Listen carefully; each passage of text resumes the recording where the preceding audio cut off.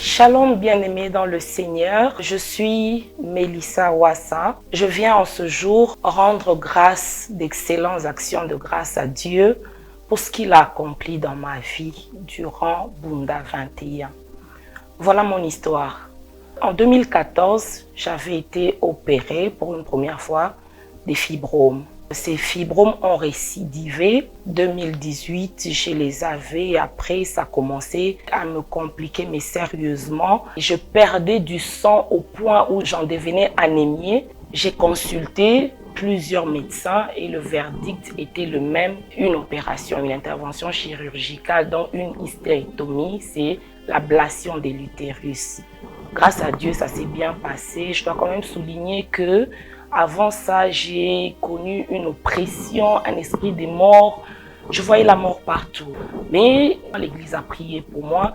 Grâce à Dieu, ça s'est bien passé. Même la dame qu'on a mise en opération avant moi, elle y est restée. Elle a perdu la vie pendant l'opération. Mais moi, j'en suis sortie. Mais c'était maintenant la plaie qui devait cicatriser.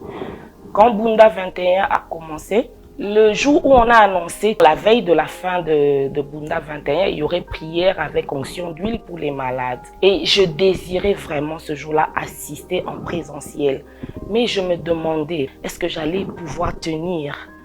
Mais je voulais participer. Finalement, je me suis décidée, tant pis, j'irai. Et puis, ça dépend. Où je serai fatiguée, je vais arrêter. Le jour de la prière avec onction d'huile pour les malades, je suis venue ce samedi-là le matin. Je suis arrivée, c'était pendant le service de Papa Billy. Dieu merci, j'ai pu tenir jusque 19 h. Et quand on a annoncé maintenant que ceux qui étaient malades puissent passer devant pour qu'on puisse prier pour eux, je me lève.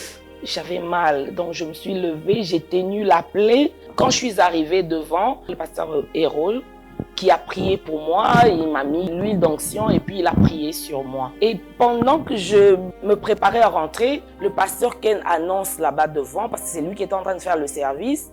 Je demande au protocole de ne pas être pressé de renvoyer les gens. Même si on a déjà prié pour vous, restez ici devant. Continuez à prier parce qu'il y a une atmosphère. C'est fort l'action de l'esprit en train de travailler. Alors, du coup, je suis restée là devant, j'ai continué à prier. Le pasteur Ken avait déjà annoncé la première fois. Il a encore dit: le Seigneur est en train de me montrer une personne en ce lieu.